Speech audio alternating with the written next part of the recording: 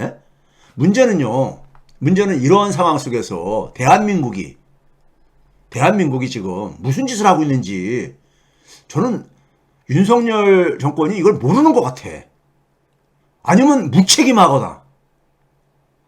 지금 중국 리스크를 감당할 능력이 없습니다. 한국 경제는요. 제발 이거 가지고요. 일부 소위 말해서 이 좀 무지한 저기 국민들, 윤석열 정권 지지하는 국민들 정신 차리세요. 예? 자기하고 관계가 없다고 해가지고 개인적으로 자기하고 관계가 없다고 해가지고 중국하고 우리 뭐 한반 저기 저 가지 뭐 갈라쓰지 뭐 이런 무책임한 소리 좀 제발 좀. 모르면은요 침묵이라도 하고 있어야 돼. 예? 모르면은요 지금 한국 경제가 임계점을 넘어가고 있습니다. 어떤 분이 아까 저기 그 글을 올렸던데 맞습니다. 임계점을 넘어가고 있어요. 자, 이거 봐보세요. 한 나라 경제의 대외적인 관계를 가장 집약적으로 반영하는 게 환율입니다. 환율이에요. 금리는 한 나라 안에서의 그러니까 우리가 경제적인 상황을 반영하는 거라면은요. 금리가 대표적인 거라면 반면에 그러니까 환율은 우리가 다들 아시잖아요. 가장 그러니까 우리가 국가 간의 경제적인 어떤 관계들 그리고 비경제적인 국제 관계를 포함해서 모든 것을 담고 있는 가장 대표적인 변수가 환율이에요. 지난 2월 달부터 2달 동안에 3달이죠. 3달 동안에 원화와 달러 지수의 상관성을 보게 되면요. 6%도 안 돼요. 이건 상관성이 없다는 얘기예요. 완전히 깨진 거예요. 예? 원화하고 달러가 그러니까 3월 한전부터 따로 이제 따로 완전히 저기 작동하고 앉았는데 상관성이 한 절반은 50%를 넘어야 되는데 이건 지금 5.7%잖아요. 5.7%. 이건 상관성이 없다는 얘기입니다. 통계학적으로 볼 때는요. 반면에 위안화하고 달러도요. 굉장히 상관성이 약화됐어요. 33%도 안 돼. 이 얘기도 결국 그러니까 이제 따로 가고 있다는 얘기인 겁니다. 따로 가고 있는 거예요. 이거 미국이 자초한 거야. 미국이 자초한 겁니다. 예? 자, 그러다 보니까는 이게 블룸버그의 기사인데 26일자 중국이 최근에 블룸버그에서 계산을 한 겁니다. 블룸버그에서요. 블룸버그 자체적으로 자기들이 계산을 해보니까는 중국의 대외 거래에서 위안화로 결제하는 것이 위안화 결제 비중이 2010년경에는 거의 제로였었는데요. 이게 그러니까 지난해 말 보니까 48%까지 증가했다 이거예요. 예? 같은 기간에 달러는 2010년경에는 83%가 달러로 결제했는데 이게 47%로 위안화보다 밑으로 떨어졌다 이겁니다. 그러니까 중국이 이제 달러에서 벗어나고 있는 거예요. 달러에서 벗어나고 있는 겁니다. 중국이요. 예? 벗어나고 있는 거야. 그러니까는 위안화하고 달러 간의 상관성이 이렇게 떨어지죠. 예? 떨어진단 말이에요. 자, 그 다음에 반면에 한국 돈 원화하고 위안화하고 상관성은요 78%나 돼요. 78%. 거의 같이 움직이잖아요. 근데 어떻게 탈중국을 해고서 우리가 어떻게 살아요? 사실상 한국 경제는요 오래전에 이미 중화경제권과 깊은 연결이 돼버렸어요. 좋든 싫든 간에 연결이 돼버렸습니다. 연결이 됐어요. 동남아시아는 더 심해요. 아세안 국가들은요. 이게 현실 경제예요. 예? 이게 현실 경제라고요. 78%나 돼. 위안화하고 원화하고 상관성이요. 이거 봐보세요. 우리가 지난 그러니까는 10월 달부터 수출이 마이너스로 떨어졌던 게 작년 10월 달부터입니다. 작년 10월 달부터. 중국은 그러니까 우리가 6월 달부터지만은 10월 달 전체 수출액은 10월 달부터 감소하기 시작했어요. 파란색이 전체 수출액이고요. 증가율이고요. 주황색이 중국의 수출액 증가율이고 그다음에 회색은 뭐냐면 아세안 지역에 대한 우리나라의 수출액 증가율입니다. 같이 움직이잖아요. 왜 그런지 아세요? 왜 그러냐면요. 아세안이 중국의 중화경제권에 이미 편입된 지 오래됐거든요. 편입된 지 오래됐습니다. 편입된 지요. 예? 윤석열 정부에서요. 월 그러니까는 중국에 대해서 한 120억 달러씩 수출을 하고 있거든요. 아세안은 한 100억 달러 정도 수출하고 있어요. 예? 아세안이 미국보다 더 큽니다. 예? 근데 아세안이 중국으로부터 수입하는 게요. 지난 그러니까 한 10년 사이에 연 13% 가깝게씩 증가해 갔어요. 그러니까 중국하고 아세안은요. 이제 그러니까 하나의 경제권을 돼버린 거예요. 좋든 싫든 간에. 그리고 우리나라가 아세안 수출이 중국 다음이에요. 예? 미국보다 높아요. 이 현실을 우리나라가 내수는 굉장히 지금 망가진 상태잖아요. 오래전부터 한 30년 전부터요. 자, 그러다 보니까 이것도 블룸버그의 기사입니다. 위에 거는 인도 저건데 달러가 그러니까는 어떤 뭡니까요? 리볼트니까 이것도 혁명적인 변화잖아요. 여기에 직면하고 있다. 최근 저겁니다. 밑에 블룸버그는 뭡니까요? 말레이시아가 중국한테 뭘 가냐면 야 아시아 펀드 만들자. IMF 같은 아시아 펀드를 만들자 이거예요. 미국 달러에 대한 의존을 좀 줄이기 위해 가지고 말레이시아가 중국한테 제안을 했어. 그 시진핑은 뭐냐면 아 좋습니다. 그렇지 당연히 말레이시아 아나로 총리한테 예? 왜 아세안은 중국하고 뗄래야 뗄 수가 없어요. 지리적으로도 그렇고 여러 가지 면에서요. 군사적으로는 남중국 해가지고 대립이 좀 있지만은 예? 경제적으로는 우리나라하고 비슷한 거예요. 그러니까요. 예? 자, 제가 계산을 해봤어요. 작년도 우리가 경상수지 적자가 부상을 했잖아요. 올해 1, 2월 때는 계속 경상수지 적자고요. 계산을 해보니까는 경상수지 적자가 나타나는 날 무역수지 월 적자액이 13억 2천만 달러를 초과하게 되면은 경상수지 적자로 전환 가능성이 크더라고요.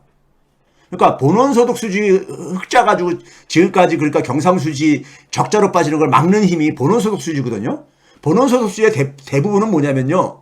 대부분 한 70%는 뭐냐면은 해외에 주식 투자한 거 가지고 주식 배당 소득. 그리고 두 번째가 뭐냐면 이자 소득. 이런 거란 말이에요. 예? 이런 건데 이게 본원소득 수지가 해외에 우리나라가 투자한 것이간데 우리나라는 이 규모가요. 일본에 비하면 10분의 1도 안 돼요. 지난해 기준으로. 되게 적어요. 아직까지는. 그러다 보니까는 무역수지가 그러니까는 굉장히 중요하다고요.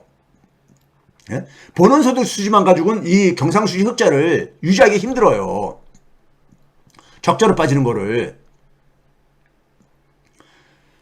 자, 그래서 경상수지 적자를 기록한 4개월 동안에 이 본원소득 수지가 이 적자 됐을 때 상품수지 적자의 한 69%를 넘어서 버리게 돼버리면 적자액이 예? 저걸 돌았더라고요. 예? 근데 우리가 지난해 5월달부터 12월까지는요. 대중무역 적자가 그렇게 크지 않았습니다. 한 6억, 물론 흑자를 하다가 적자로 바뀌었으니까 충격이 컸는데 그래도 월평균 7억 달러가 좀 안 됐었어요. 근데 올해 들어서 1, 2월 달에 경상수지 적자가 25억 달러가 넘어섰거든요. 아니, 경상수지 적자가 1, 2월 달에 그러니까는 계속 1, 2월 달 연속 적자를 기록했는데 중국에 대한 무역 적자가 25억 달러 넘어섰어요. 그러니까 4배나, 작년보다도 4배나 더 증가한 거야. 4배나. 예?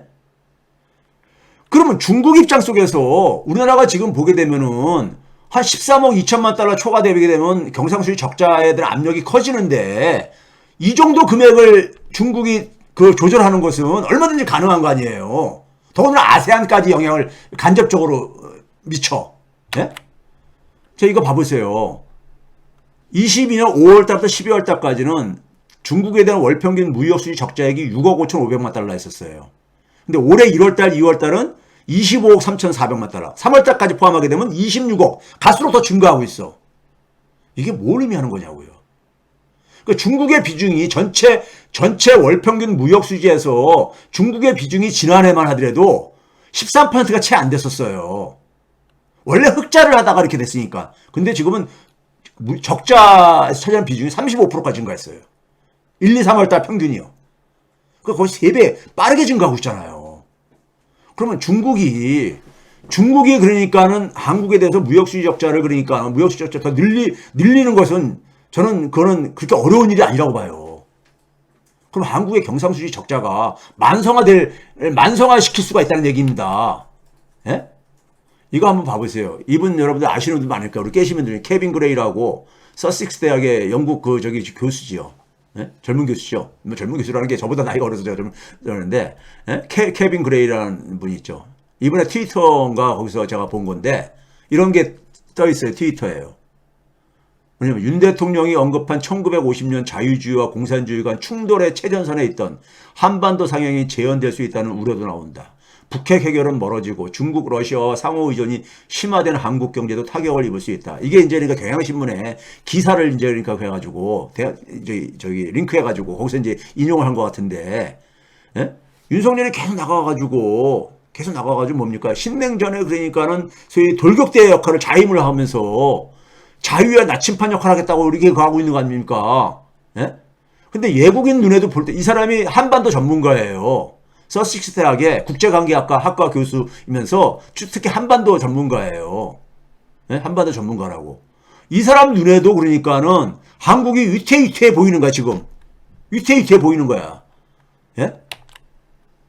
그러면서 이번 거기 보니까는 이런 거 있더라고. 넷플릭스에서 투자 유치했다고. 넷플릭스가 투자가 그러니까 예정된 거를 가지고 기분 좋게 포장을 해줘가지고 구한 걸 가지고. 예? 그래가지고 거기다가 넷플릭스 다음에 한국물 시리즈 해가지고 The New Korean Horror Series 공포물로 예? 이렇게 이게 저기 이렇게 이제 조롱을 하면서 애훈 교수가 이 사람 압수수색 안 당할지 모르겠어요. 자, 그 다음에 이제 우리가 단기 채무가 외환보유액 비중 대비 지금 단기 채무라든가, 그 다음에 우리가 수입액 이런 걸 가지고 계산하는 게 IMF에서 외환보유액 적정성 평가라는 게 있습니다. 적정성 평가요. 이게 100에서 150% 정도 돼야 된다고 이제 하는 건데, 외환위기 이후에니까 우리가 1보다도 안 됐었어요. 근데 지금 3년 연속 지금 1 미만인데 계속 좀 지난해 좀 더 떨어졌어요. 그러니까 이런 불안한 상황이 남아있는 이런 상황 속에서, 남아있는 상황 속에서, 이번에 미국 방미를 한번 우리가 간단하게 우리가 다시 리마인드를 해봅시다. 한반도 안보 상황을 먼저 우리가 잠깐 보게 되면요. 윤석열 정부 들어서자마자 계속해서 대북 강경책을 쏟아냈잖아요. 그리고 한미동맹과 한일 군사협력을 강화했잖아요. 근데 북한이 어떻게 하고 앉았습니까? 북한은 그냥 정밀 타격식으로 해가지고 항구, 비행장, 주요 시설을 모의 핵공격하는 훈련을 실시하면서, 예? 오히려 그러니까는 이에는 이, 기에는 기식으로 대응을 하고 있잖아요. 그 결과 군사적 긴장이 계속 고조되고 있는 거 아닙니까? 그러다 보니까 북한은 방미 전에 이미 뭘 했습니까? 중장거리 탄도미사일, 고체 연료 로켓 엔진, 그 다음에 뭐냐면 소위 이제 콜드 런칭이라고 해가지고 이게 발사하고 나면은 이제 그러니까 미사일을 발사하고 나면은 이게 지금 발사관 밖으로 일정히 밀리잖아. 이 발사대가요. 근데 이게 이제 그러니까는 밀리지 않도록 공중에서 점화하는 방식이라는데, 저도 이쪽은 뭐 제가 전문가가 아니니까요. 이것을 성공했다는 거 아닙니까? 예? 그러니까 미국은 이제 그러니까 그동안에도 여유를 가졌던 게 뭐냐면 북한이 미국 본토 공격을 하지 못한다. 예? 그래서 아직까지 그러니까 미국 본토 공격을 하기에는 그러니까 아직 미흡하다. 북한의 이 미사일 발사 기술이 뭐 이런 얘기 하고 앉아 있는 거잖아요. 근데 북한은 계속 미국 본토 공격할 수 있는 능력을 확보해서 계속 고도화를 추진하고 앉아 있는 건 아닙니까? 근데 여기에 러시아가 지금 변수로 등장했잖아요. 러시아가 만약에 이걸 지원해 주게 되면 어떻게 되는 겁니까? 그럼요. 예? 거기다가 우리나라 윤석열 정권이 계속 예치는 게 원자력 발전소가 왔는데, 한국형 원전, 이거는 더 이상 불가능하게 돼버렸잖아요. 예? 이번에 방미하면서. 소위 말해서 그러니까는 미국의 허가 없이는 그러니까는 수출 못한다는 것을 이번에 사실상 못 박았잖아요. 이거 합의문 보게 되면은 지적 기술 그러니까는 이거 존중하고 이런 거 다 그랬버렸잖아요. 워싱턴 선언 그 백악관 홈페이지에 걸려있는 거, 쓰면서 워싱턴 데클러레이션이라고 해가지고 돼 있는 거, 이 워싱턴 선언 읽어보시면 여러분 한번 읽어보세요. 미국 전략에 완전히 도구로 전락했어. 한국이요. 이거 선언한 거예요. 이거 한번 봐보세요.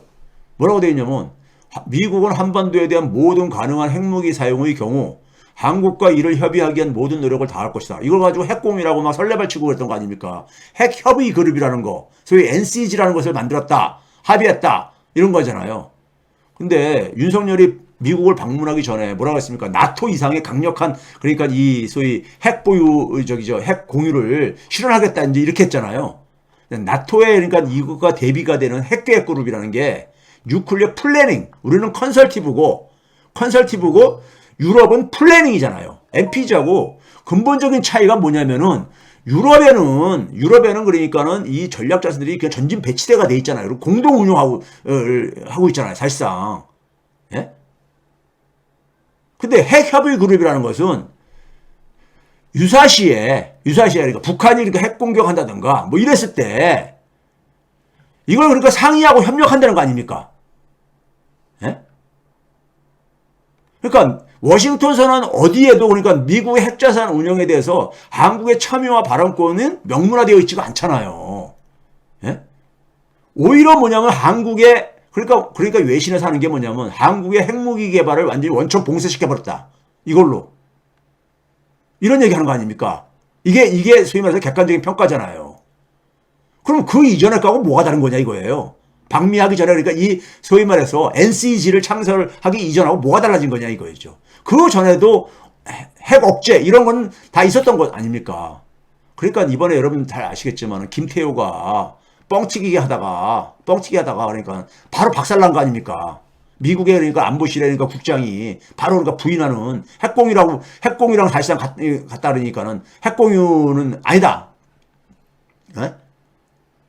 그 얘기를 바로 반박해버렸잖아요. 이게 무슨 망신이야 이게 그러니까요. 네?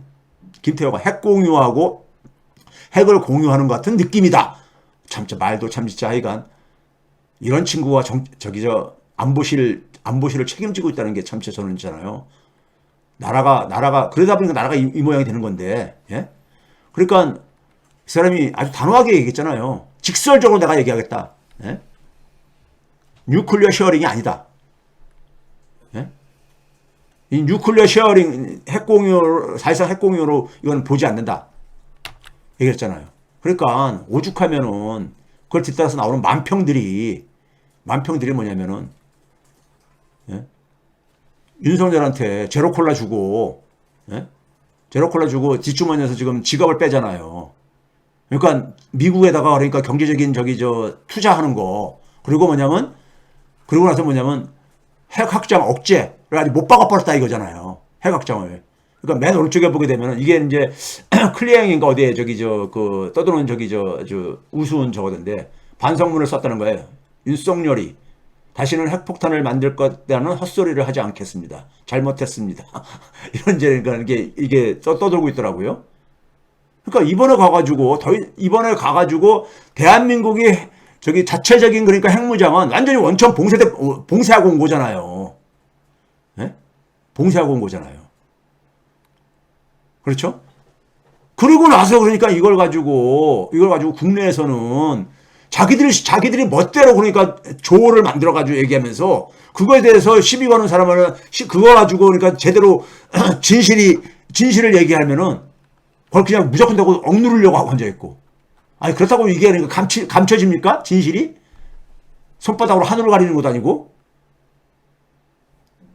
자, 이게 지금 워싱턴을 통해 가지고 지금 뭐냐면 미국이 오히려 핵확산 금지 조약에 있어서 핵확산 금지 조약에서 벗어날 생각은 꿈도 꾸지 말아라.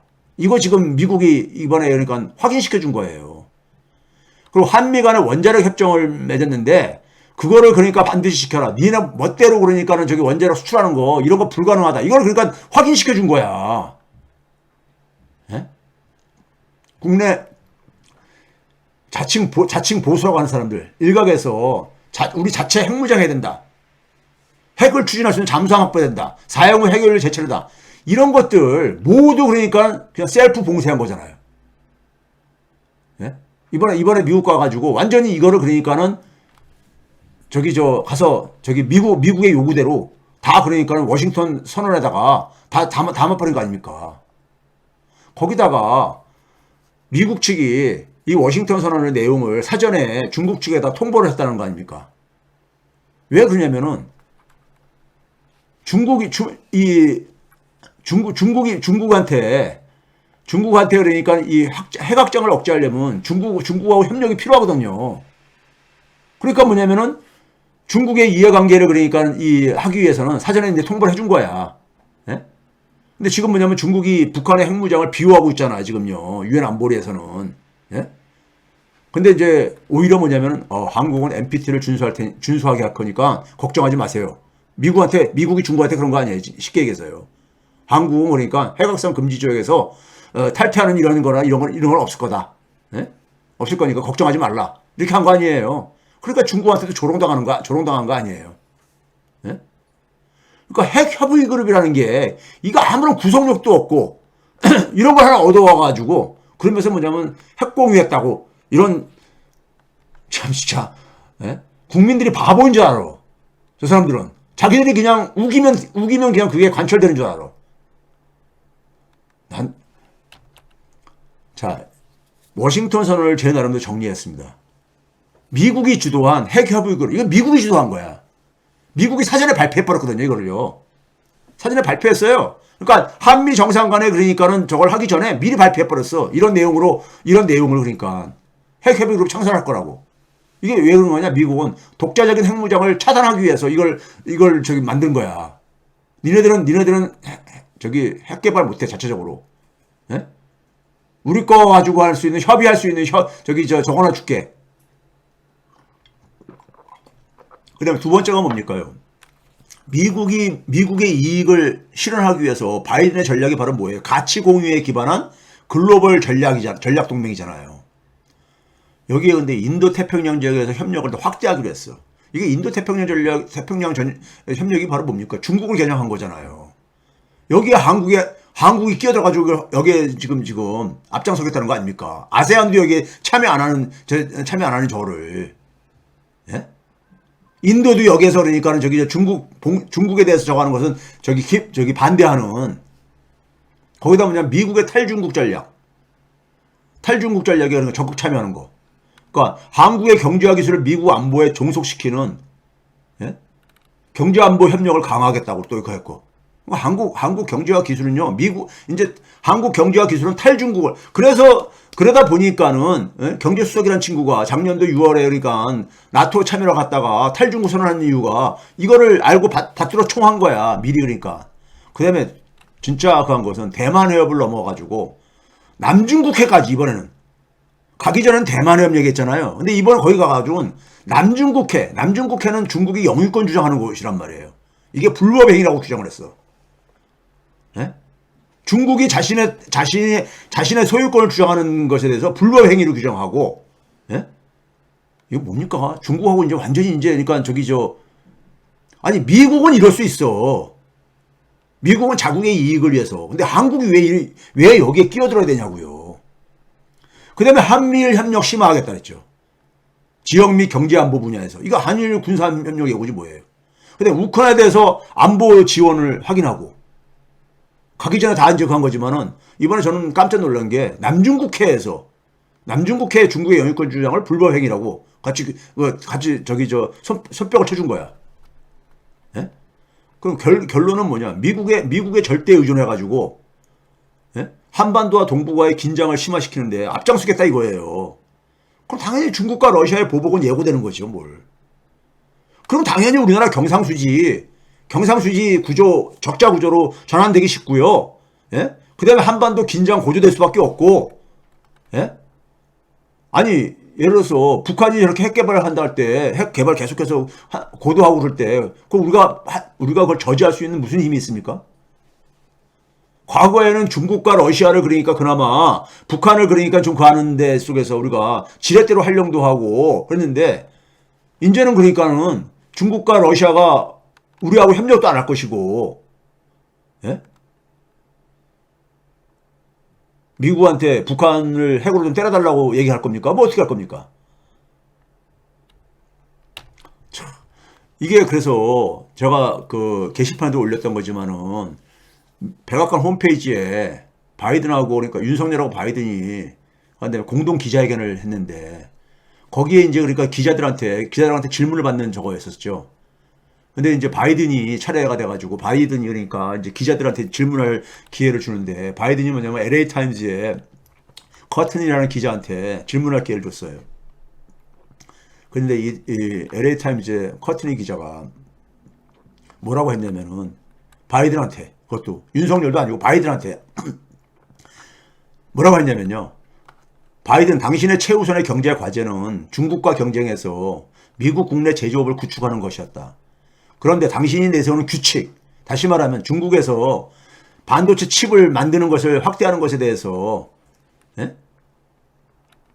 중국에 크게 의존하고 있는 한국 기업들에게 피해를 주고 있다. 바이든 당신이 내년 대통령 선거를 앞두고 국내 정치를 위해 가지고 중국과의 경쟁에서 핵심 동맹국인 한국에게 피해를 주고 있지 않냐. 이런 질문을 했어요. 한국 기자도 아니고 미국 기자가. 그것도 윤석열한테 이런 질문을 해봤자 뭐 답이 뻔할 것 같으니까는 물론 같이 질문한다고 답변을 그랬습니다. 예? 근데 바이든이 여기 대해서 그러니까 한국 기업들이 잘할 것이다. 이런 식으로 답변을 했거든요. 그러니까 바이든이야 그렇게 가지. 근데 미국 기자의 눈에 그다음에 한국 국민들이 얼마나 불쌍해 보였으면 이런 질문을 했겠어요? 얼마나 불쌍해 보였으면은. 예? 이거 완전히 무슨 20세기 초에 우리가 조선이 그러니까 조선왕조가 망하여가지고 국군이 다해는 그 시점도 아니고 지금 21세기 지금 2023년도에 예? 미국인 기자의 눈에 대한민국과 대한민국의 국민들이 얼마나 불쌍해 보였으면 이런 질문을 하고 앉아있냐고요. 자기 나라 대통령한테. 예? 제가 이걸 본 날 하루 종일 수치심 때문에 참 우울하더라고요. 대한민국에 이게 지금 해외에서 보는 위상입니다. 위상. 대한민국 기자들은 이미 있잖아요. 사실은 자기들이 나는 그러니까는 소위 말해서 대한민국 나는 그래요. 구구 세력들의 그냥 그 홍보 대변인이다. 저는 이렇게 전락했다고 봅니다. 저는 그래서 있잖아요. 대한민국 언론들하고는 인터뷰 안 합니다. 연락 와도 인터뷰를 안 해요. 예? 전화 와도 안 받고 다 차단해버립니다. 그런 사람들하고 인터뷰에서 뭐해요? 얘기해줘봤자. 예? 그러니까 대한민국 언론은요 기본적으로 조선일보하고 또 다른 조선일보만 있는 것뿐이에요. 이런 세상이 돼버렸어요. 예? 언론이 저렇게 죽었으니 한 사회가 이렇게 망가지지요. 예? 대한민국 기자가 질문해야 될 걸 미국 기자가 질문하고 앉아있고. 예? 그렇죠? 자, 이거 봐보세요. 이것도 생중계 하다 보니까 이게 잡힌 거죠. YTN에서 그러니까는. 한미 정상회담 발표가 핵협의그룹 창설한다는 이제 YTN 생중계로 가다 보니까 이게 잡힌 거야. 만약에 생중계가 아니면은 이것도 보도가 안 났을 거예요. 이 예고 여기자가 윤석열한테 바이든이 도청 재발 방지 약속했냐 질문하니까 한국 기자들이 전부 다 이 기자를 쳐다보면서 표정들 봐보세요. 표정들. 네? 대한민국 기자들 이 사람들 여기 이렇게 얼마 쪽팔리지도 않는가 봐. 저렇게 얼굴 다 이렇게 드러내주고 그러는데. 네? 지금 한국 기자들이 질문할 내용을 예국 여성 기자가 네? 질문을 하고 있는 이 화면이 화제가 됐잖아요. 네? 한국 기자들은 이런 거 질문할 생각도 없고 그러다 보니까 김건희하고 사진이나 찍고 예? 그 대통령실에 그걸 쫙 올렸더라고. 그러니까 기자들하고 그러니까 막 하게 그러니까 이런 기자들한테 더 이상 뭐 기대하지 마세요. 한국 언론은 그냥 찌라시 역할을 하고 앉아 있는 거야. 예? 하고 앉아 있는 거야. 과거 박근혜 때 그랬듯이 예? 언론이 썩어도 너무 썩었어요. 난 이 사람들 예? 도대체가 어디 가서 제발 좀 기자라는 얘기 자기 자식들 앞에서 그런 얘기 하지 마세요. 이 만평을 한번 봐보세요. 만평을 보시게 되면은 이게 박건웅 이건가? 여기 보시게 되면 윤석열은 제로콜라 대접받고 나서 그러고 나서 그러니까 돈을 쥐어주고 온 거 아니고 일본에 가서는 예? 일본 만세 부르고 나서 후쿠시마 허가했다는 이런 걸 이제 상징적으로 간 거 아닙니까? 그다음에 이제 김건희에 대해서는 그러니까는 김건희를 그러니까 맨 앞에다가 이렇게 해가지고 중심에다 내세워가지고 그랬다는 얘기고. 그다음에 이건 제가 너무 웃겨가지고 제가 이거는 포스팅한 겁니다. 윤지용 씨라고 하면 이분이 아마 출판사 하시는 분을 알고 있는데 이분이 갑자기 앞으로 서울대법대에서 이걸 꼭 가르치면 좋겠다. 아폴로 11호가 달에 착륙한 것은 1969년이었다. 고무호스로 때려서라도 외우게 해야 한다. 이런 거를 이제 그러니까 페이스북인가 포스팅을 한 거를 보고 너무 웃겨가지고 이게 이제 그러니까 윤석열이 자기 아버지한테 그러니까는 뭐 저기 그 맞은 얘기를 고무호스로 맞은 얘기를 하면서 근데 윤석열이 저기 나사에 방문해가지고 거기에 이제 그러니까는 그 카멜라 해리스가 이제 그러니까 참석한 적이죠. 그 같이 갔었는데 나사에 거기 가서 이제 한 게 뭐냐면은 쫙 사랑하는 여러분 한 다음에 이곳이 오기 전 칼 세이건의 창백한 푸른 점을 다시 보고 왔습니다. 이 창백한 푸른 점에서 모든 인간 역사가 벌어진다는 그의 말은 여전히 감동적입니다. 1967년 7월 20일 아폴로 11호가 달에 착륙해. 그러니까 이 말을 듣고선 이제 그러니까는 카멜라가 웃기 시작했다는 거 아니에요. 그러니까, 예?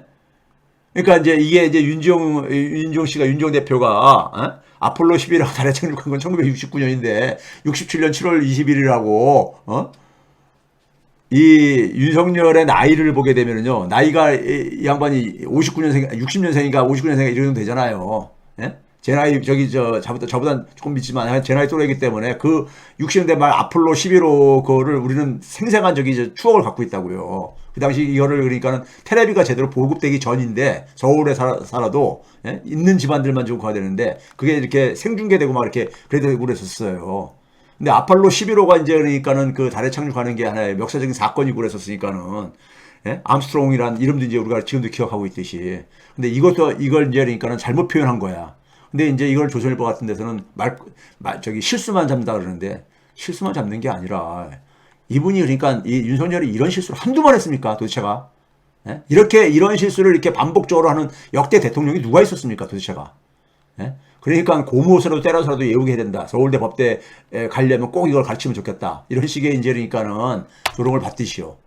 저는 있잖아요. 윤석열이 착각을 해도 한 게 자신도 그러니까 세계의 경찰이 되고 싶은 경찰을 하고 싶은 이게 있는 거야. 그러니까 뭐냐면은 미국이 그러니까 그동안에 세계의 경찰 역할을 한 거 아닙니까? 근데 자신이 그러니까 세계의 경찰 역할을 하겠대. 자꾸만. 예? 아니 그 능력이나 있으면서 가면 되는데 뒤에 그러니까는 내 형님이 저기 세계 경찰이니까 자기도 그러니까 세계 경찰처럼 착각하고 앉아 있는 거야. 예? 그래서 한국이 세계적인 수호자 역할을 하겠다고. 그래서 뭐냐면은 우리 큰형님이 만든 규칙을 위반하면은 예? 그거 가서 제재하고 그거 가서 저기 제압하는데 내가 가서 행동대장 해주겠다 이거야. 행동대장 하겠다. 이걸 선언하고 앉아 있는 거예요. 그런데 예? 그렇게 해가지고 중국하고 러시아를 적으로 만들어가지고 도대체 대한민국을 어디로 지금 끌고 가겠다는 겁니까? 마크롱이 4월 초에 여러분들 다 우리 뉴스 통해서 알잖아요. 중국을 국빈으로 방문했어. 예? 시진핑이나 당연히 마크롱을 미국하고 중국을 그러니까 자기 중국에 좀 편을 가게 해서 서로가 그러니까 원하는 저거니까 국빈으로 그러니까 초대한 거지. 그래서 유럽은 지금 뭐냐면 경제가 가다 보니까 에어버스 160대를 항공기 소위 보잉하고 경쟁 관계에 있잖아요. 미국 항공기하고 에어버스 160대를 중국에 팔기로 사주기로 했어. 예? 그러니까 마크롱은 어쨌든 간에 실적을 얻어가지고 온 거잖아. 돈 벌어가지고 온 거잖아. 중국으로부터. 예? 항공기 160대면 돈이 한두 푼짜리예요, 이게요. 예? 그러면서 뭐냐면 그때 같이 갔었던 소위 말해서 EU 집행위원장 폰데어 라이에는 굉장히 매파지요. 예? 반중, 반너에게. 그래서 이제 우크라이나 문제를 모두 얻어온 것들이 저기 또 하나 이제 얻어와야 될 게 아닙니까? 그래서 그런 뭐냐면 야 우크라이나 문제 해결에 중국 니네들이 그래가지고 좀 저기 관여를 해라. 예? 그러니까 시진핑이 그러니까는 하겠다 해가지고 시진핑이 4월 27일 날 젤렌스키하고 통화를 해가지고 협상해라 이렇게 얘기를 한 거 아닙니까? 예? 그러고 나서 프랑스는 또 마크롱이 프랑스로 돌아간 다음에 프랑스의 집권여당 이 의회단이 대만을 방문해가지고 지금 대만 부통령 면담하고 마크롱의 친서도 전달하고 이게 뭡니까? 이런 게 외교잖아요. 국익 외교. 예? 자기들 이익 다 챙기고 예? 서로 중국하고 주고받고 그러면서 근데 윤석열은 미국 정치인하고 미국 시민들 앞에서 지금 세계의 경찰 역할을 자임하고 수행하고 있는 미국조차도 분쟁 지역에 더 이상 군사 투입을 지금 꺼려하고 있는 상황이잖아요. 2000년 이후에 이 분쟁 지역에 군사 투입해가지고 제대로 그러니까는 그 성공한 경우가 없거든요. 다 원성을 듣고 이라크조차도, 예? 거짓 정보를 가지고 구한 것이 다 드러나가지고 망신당하고. 근데 미국 대신 자기가 몸빵 역할을 하겠다고 선언한 거잖아요. 미국 가가지고. 예? 세계의 분쟁 지역마다 다 자기가 그러니까는 지금 가가지고 수호자 역할을 미국 대신 한국의 군인들을 그러니까 그런 데를 내보내고 싶은가 봐. 예? 과거에 박정희가 그러니까 이 베트남에 그러니까는 했듯이 파병거 했듯이. 예? 그러니까 중국이 한국은 종속국의 길을 선택했다. 이러면서 조롱이나 하고 있고. 예? 대한민국의 지금 위상이 그런 나라가 아니잖아요, 지금요. 60년대 이런 나라 수준이 아니잖아요, 지금요. 근데 왜 우리가 미국이 그러니까, 미국 대신 몸빵 역할을 우리가 해야 되는 거냐고. 예? 그걸 통해서 우리가 얻는 것도 뭐예요? 그럼 미국이, 이쁘다, 잘했다. 예? 이거냐고요. 나라를 지금 완전히 지금 그러니까는 지금 망하기 일보 직전까지 지금 만들고 앉아 있으면서 본인이 그렇죠? 지금 이런 점에서 제가 볼 때는 이번에 미국 방문을 통해서 제가 지난주에는 임계점에 근접하고 있었잖아요. 임계점을 넘어서 버렸어요. 넘어서 버렸어. 저는 지금 앞으로 지금 사실 4월달하고 5월달은요. 작년 4월달이 중국의 상해가 그 코로나 바이러스 때문에 봉쇄를 했었습니다. 한 달 동안요. 그 중국 경제가 중국 수출과 무역이 이 마이너스를 기록할 때였었어요. 그래서 우리나라에도 충격이 돼가지고 마이너스로 나타났을 때입니다. 그러니까 4월 달은 워낙 작년에가 안 좋았기 때문에 올해부터는 그러니까 작년 대비로 해가지고 수출액이 좀 낮을 수도 있는데 저는 그 4월 달조차도 그리고 5월 달부터 쭉 떨어지거든요. 6월 달부터 마이너스 이제 무역 수지가 6월 달부터 마이너스로 되고 그래서 소위 기저 효과라는 게 있잖아요. 작년에 워낙 이제 나빴었으니까 나쁘기 시작한 게 4월 달부터 진행되기 시작하거든요. 그래서 올해 이제 4월 달부터는 이제 그게 기저 효과 볼 수 있겠는데 근데 지금 중국은 완전히 한국을 적대국가 취급한다 하는 걸로 저는 지금 전해 듣고 있어요. 소위 말해서 중국하고 아마 지금 그러니까 왔다 갔다 하고 많은 그러니까 중국하고 교역을 한다거나 하시는 분은 지금 느끼실 거예요. 지금 비자 발급도 잘 안 되고, 예? 중국이 이미 그러니까 한국을 사실상 내용적으로 적대국가 지위로 지금 그러니까 예? 바꾼 상태고 중국이 우리한테 그러니까 보복할 수 있는 카드는 굉장히 많아요. 많습니다. 그걸 어떻게 감당하려고 나는 그런지 모르겠어, 도대체가. 예? 어떻게 감당하려고 하는지. 제발 그리고 대한민국에 그러니까는 반중 감정을 갖고 계신 분들. 저도 중국이란 나라 별로 안 좋아해요. 체제도 안 맞고. 예? 중국 국민들이 뭐 다는 아니지만은 해외에서도 제가 중국 국민들 관광객들 보게 되면은 참 진짜 이 무례하고 매너 없는 거 제가 많이 보고 그래가지고 저도 별로 이 좋은 이미지를 안 갖고 있어요. 그렇지만은 국익을 위해 가지고 우리가 교류하고 그리고 우리가 어쨌든 간에 가장 지리적으로 인접한 국가잖아요. 가장 경제적인 그러니까 우리가 이 관계가 깊은 나라이잖아요. 예? 난 지금 있잖아요. 대한민국이 앞으로 이제 그러니까 경제적으로 보복받을 거 생각하면은 끔찍해요. 끔찍해. 이 결과가 여러분들 앞으로 이제 기대해 보세요. 얼마나 갈지. 이런 상황에서 지금 대한민국 여러분들 저는 경제를 수십 년간 특히 역사와 결합해 가지고 지난 수십 년간 지켜본 사람이기 때문에 지금 저는 솔직히 말해서 상상하게 되면요. 막 떨려요. 이 상황이 어떤 식으로 발전할지에 대해서 지금 상상을 하게 되면요. 예? 그래서 오죽하면 제가 임계점을 넘어서 버렸다 하는 이유가 바로 그거예요. 파국의 임계점을 넘어서 버렸다. 이런 대통령을 우리가 지금 계속 예? 대통령으로 인정을 해야 되는 거냐고요. 예? 제발 윤석열을 지지하시는 분들 정신 좀 차리세요. 당신들의 그러니까 자제분들을 위해서라도 제발, 예? 나이 많이 드신 분들 살 만큼 살으셨잖아. 근데 그 다음 자신의 자녀들이 세대들이 살아야 되잖아. 그리고 윤석열 지지하시는 국민들 제발 좀 정신 차리세요. 예? 나라 망해도 그냥 자기 감정의 배설을 위해 가지고 지지를 하시는 분들 역사의 죄인입니다. 죄인이야. 예? 그래서 이 상황 속에서 결국은 민주당이 제 역할을 해줘야 되는 겁니다. 우리는 윤석열 빨리 끌어내려야 되는 것이고 국민들은요. 민주당이 그러니까 지금보다 더 적극적으로. 그래서 제가 지난주에 그랬잖아요. 여러분들 권리당원으로 가입을 해가지고 적어도 내년 총선에서는 민주당 지금 대청소를 해야 됩니다. 이번에도 봐보세요. 솔직히 말해서 원내대표 뽑는데 그러니까 지지층 권리당원들의 그러니까는 의사하고 정반대되는 이런 사람들이 선출되는 이 구조 자기들만의 리그잖아. 민주당 국회의원들이 그러니까 얼마나 그러니까는 국민들 지지층들과 얼마나 괴리가 돼 있는지를 아주 대표적으로 보여줬잖아요. 이거 여러분들 소위 말해서 권리당원 깨시민들의 새로운 민주주의 혁명이 있어야 됩니다.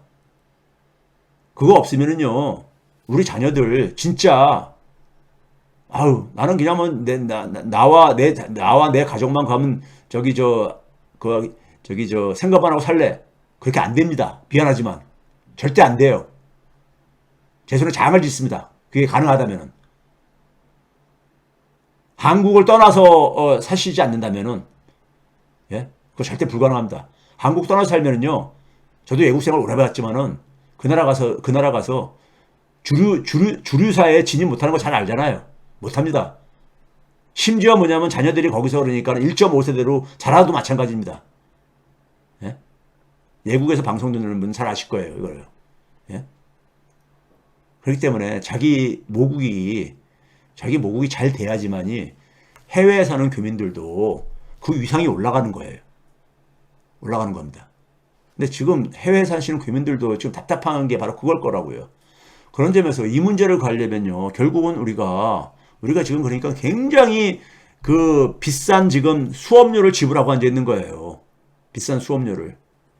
그래서 민주주의가 얼마나 소중하고 정치가 얼마나 소중한지를. 그래서 제가 지난주에 했잖아요. 권리당원 가입하고 그래서 지역에서 이 검찰 독재에 대해서 아무 목소리를 내지 않는 사람들, 내부에서 총질이나 하는 사람들, 이런 사람들 다 교체해야 됩니다. 그 교체도 못하면요, 더 이상 그러니까는 불평불만하지 마세요. 그 정도는 해야 됩니다. 그 지역에 그런 사람들 같이 생각이 가는 사람들끼리 서로 어쨌든 간에 이 온라인에서라도 모임을 만들어가지고 조직적으로 움직여 주셔야 됩니다. 깨시민들이 해 주셔야 되는 거예요. 예? 일단 권리당원 가입하시고 같이 모임체도 만들고. 왜냐면 기존의 권리당원들은요 그 지역에 대부분 기존의 국회의원들 다 장악하고 있어요. 예? 장악하고 있습니다. 대의원들 뭐 이런 사람 다 장악하고 있어요. 그러다 민주당 내에서도 계속해서 목소리를 내주셔야 됩니다. 그래서 뭐냐면은 국회의원들이 자기들 멋대로 못하게, 예? 내부 자기들 멋대로 못하게 적어도 지지층들이 그러니까는 이런 목소리가 있다는 것을 계속 전달을 해줘야 돼요. 그래야지만이 그나마. 그렇지 않으면요 국회의원들은요 금세 자기 개인이 귀족화되는 것에만 거기에 그냥 그러니까 빠져들어갑니다. 국민이 그러니까 눈 부릅뜨고 일거수일투족을 지켜본다는 그걸 느껴야지만이 그나마 이 좀 그 절제력을 갖습니다. 그렇지 않으면 금세 귀족화되어져요. 금세 귀족화되어져. 그리고 선거 때 그냥 좀 쇼를 좀 하고. 예? 근데 그동안에 우리가 지켜봤으니까, 4년 지켜봤으니까는, 이제 그게 그나마 우리가 지금 갖고 있는 대의민주주의에서 할 수 있는, 유권자들이 할 수 있는 저건데, 그런 점에서 깨시민들이 민주주의 혁명을 다시 한번 저는 기대해야 할 것이고요. 저 또한 그러니까 거기에 그러니까 온 에너지를 투입할 겁니다. 온 에너지를 투입할 거고. 그게 왜 그러냐면 그게 우리 자녀들이 살아갈 길이고, 그리고 윤석열 지금 저렇게 계속 저렇게 이 가는 거를 방치했다면요, 대한민국 망합니다, 진짜요. 대한민국 망해. 예? 대한민국 망하는 거 이제 거의 지금 임계점 진입했다 그랬잖아요. 한번 두고 보세요. 예? 두고 보시라고요. 자, 그래서요, 4월 30일, 딱 이제 윤석열이 이제 취임한 지 지금 1년, 이제 1년 하고 이제 그러니까 9일만 지나면 딱 1년이잖아요. 취임한 지요. 그러니까 사실상 대선 끝나서부터 시작한다면 1년이 넘었잖아요. 1년 만에 우리가 그러니까는 별꼴을 다 본 겁니다, 지금요. 다 본 거고, 거기에 엄청난 비용을 지불한 거예요. 지불했으니까는 우리가 다시는 이런 실수를 반복하지 않고, 다시는 그러니까 우리가 이 민주주의 후퇴하는 것을 용인하지 않기 위해서 우리가 값비싼 수업료를 지불했다고 생각하고요. 이제부터라도 제대로 그러니까 제 길로 그러니까 대한민국을 제 길에다가 우리가 올려놓도록 합시다. 예, 일요일 날 그 오후에 방송을 들어주신 분들에게 감사드리고요. 함께 저는 여러분들하고 함께 할 테니까요. 같이 좀 힘을 모읍시다. 네, 오늘도 감사했고요. 일요일 오후 평화로운 시간이 되기를 기원드리겠습니다. 감사합니다.